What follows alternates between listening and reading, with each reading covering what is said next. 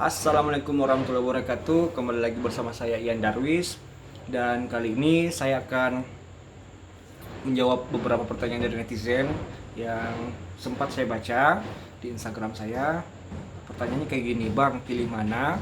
Samsung Galaxy Note 8 yang harganya 4.500-an, mantan flagship tahun 2018, atau barang-barang baru dari produk-produk Samsung, Xiaomi atau Realme dengan kisaran harga yang sama. Oke, jadi saya udah search HP-HP apa aja yang rilis tahun 2020 di kisaran harga 4 jutaan. Jadi seperti yang kita ketahui, Samsung Galaxy Note 8 itu di situs jual beli online bekas seperti OLX, kita udah mudah aja menemukan Samsung Galaxy Note 8 bekas dengan kisaran harga 4 jutaan, 4 juta sampai 4 juta 500, which is very cheap dibandingkan harga barunya pada saat waktu launching itu 12 jutaan kalau nggak salah. Nah, seperti itu. Nah, apa saja pesaingnya dengan harga 4 juta itu? Pertama, Samsung Galaxy A51. Dia Super AMOLED, layarnya 6,5 inci, resolusinya Full HD, RAM 6GB, memori internal 128GB. Pesaing berikutnya Realme 6 Pro. Wah, ini favorit banget nih. Banyak mahasiswa yang mengincar ini di harga 4 jutaan. Dia masih menggunakan IPS teknologinya, terus resolusi layarnya masih Full HD, dan dia menggunakan Snapdragon 720. Menggiurkan. RAM-nya 6GB atau 8GB, dan memori internal 64 atau 128GB. Dia punya kamera depan 16 megapiksel dan 8 megapiksel, dua kamera. Terus Samsung Galaxy A70. Terus yang berikutnya ada Realme XT 8GB, Samsung A31, Oppo Reno F, Oppo Reno 2F, Vivo V17 Pro yang kameranya itu yang bisa keluar itu, gila keren. Keren ya, secara desain keren ya. Samsung Galaxy A50s. Layar-layar itu sampai full gitu ya, poni-poninya ya. Xiaomi Pocophone F1. Masih tinggi juga ya harganya Pocophone ini, padahal udah ada Pocophone F2, harganya 4.600.000 di sini. Dan Redmi K20. Nah, oke. Berlanjut lagi di fitur berikutnya. Tadi harganya udah sekelas ya.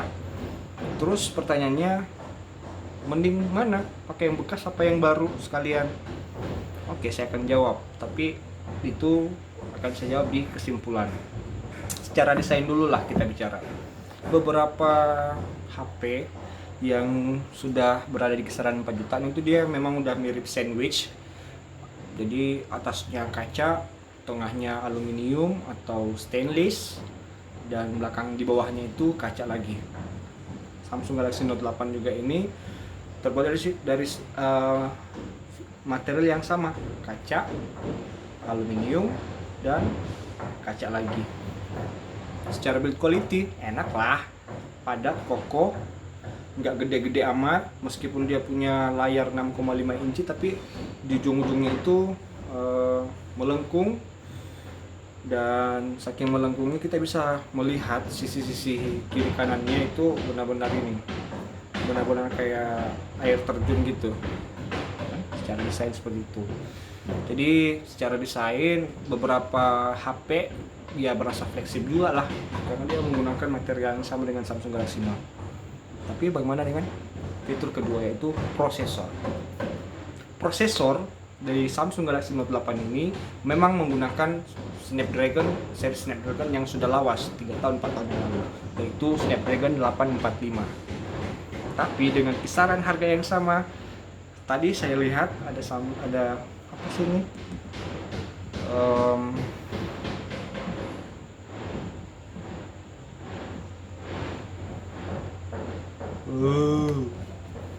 Jelek betul. Gak bisa sih.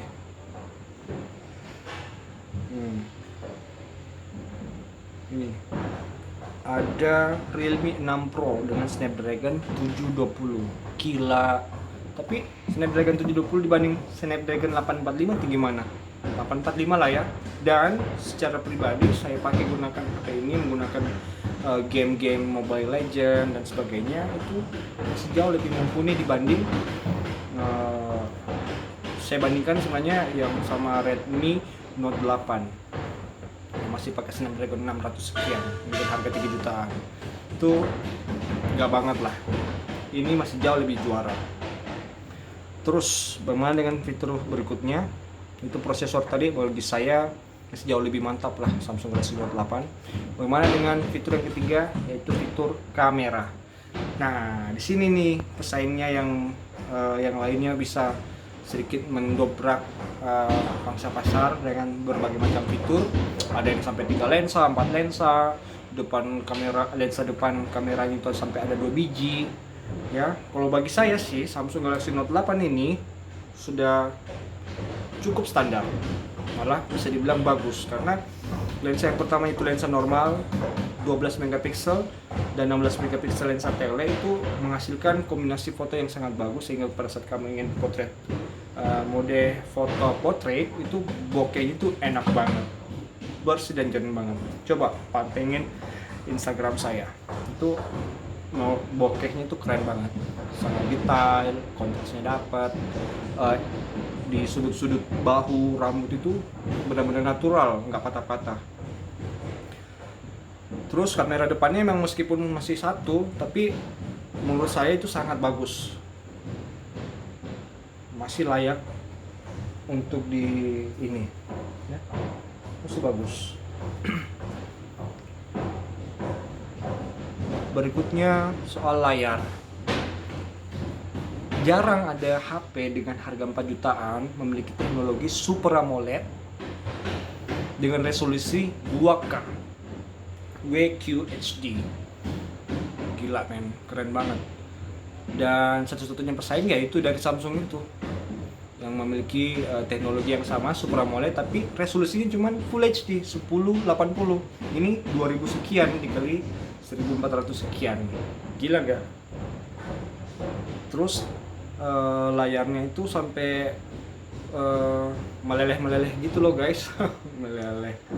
Jadi bagus lah ya.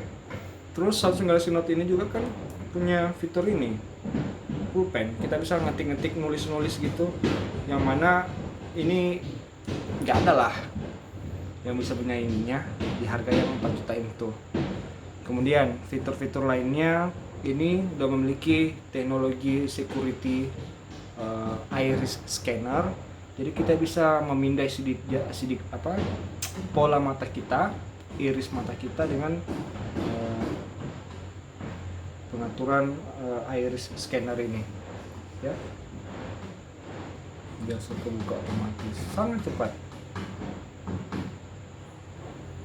Wow, di harga 4 jutaan itu nggak ada yang memberikan teknologi tersebut.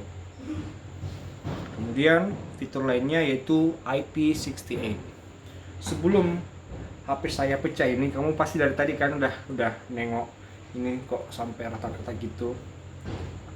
Ya sejujurnya ini baru jatuh sih.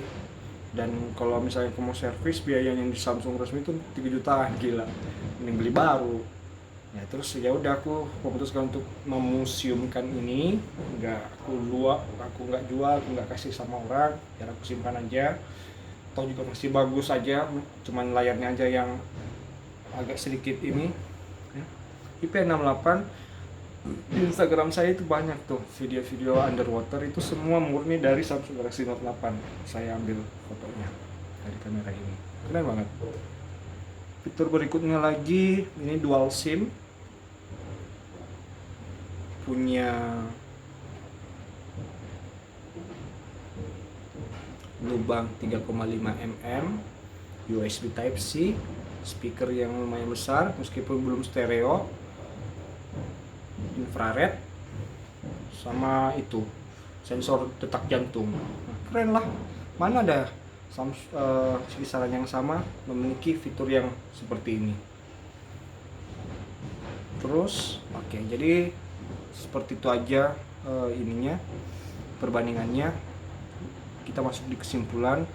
Kesimpulannya adalah menurut saya kalau ada pertanyaan milih mana, harga bekas flagship yang harga 4.500.000 kita beli, atau kita beli HP yang baru di launching 2020 dengan prosesor yang di bawahnya, dengan fitur-fitur di bawahnya. Saya rasa jawabannya sangat simpel, sangat sederhana. Kalau kamu memang senang dengan fitur, mengutamakan fitur, termasuk gengsi juga ya. Soalnya ini belum mati gaya lah Samsung Galaxy Note 8 ini. Toh juga layarnya udah hampir full. Kalau misal dibandingkan Samsung yang masih punya tombol dan di sini-sininya gitu ya, ini emang udah kelihatan jadul banget. Note 8 pun, Note 7 aja Fan Edition itu udah kayak gini aja kan, itu udah sedikit tidak modern, tapi karena dia di sisi-sisinya melengkung jadi masih layak ya secara, karena dia udah mantan flagship. Jadi kalau kamu bertanya pilih mana, ya saya membeli bekas mantan flagship dibanding beli baru yang dengan harga 4 jutaan. Kenapa? Percaya deh, biaya produksi pada saat di launching ini Samsung Note 8 ini sampai menyentuh 12 juta. Bukan tidak mungkin semua prosesor, komponen di dalamnya itu bukan tidak mungkin harganya memang sangat tinggi, mulai dari kameranya, prosesor Snapdragon 845 yang saat itu memang masih mahal, teknologi layar sentuhnya Super AMOLED dan melengkung ya, speaker dan lain-lain, itu tentu tidak murah dibandingkan HP yang sudah sejak awal launchingnya aja masih harga 4 jutaan, mungkin kurang lebih 2 jutaan biaya produksinya. Jadi bisa dibayangkan aja seberapa canggih, seberapa kaya fitur yang ditawarkan dari mantan flagship itu, yang sekarang dijual setara dengan harga HP baru yang biasa aja gitu. Oke, sekian kesimpulannya. Terima kasih sudah menonton. Kalau misalnya kamu suka silahkan di like, mungkin mau di share juga ke teman-teman yang lain. Kali aja dia bingung mau menentukan Samsung Galaxy, Samsung flagship, barang-barang flagship atau HP baru, bisa dikasih videonya. Atau kalau kamu nggak suka ya udah dislike aja, nggak masalah. Oke, sekian video dari saya. Yan Darwis undur diri. Wassalamualaikum warahmatullahi wabarakatuh.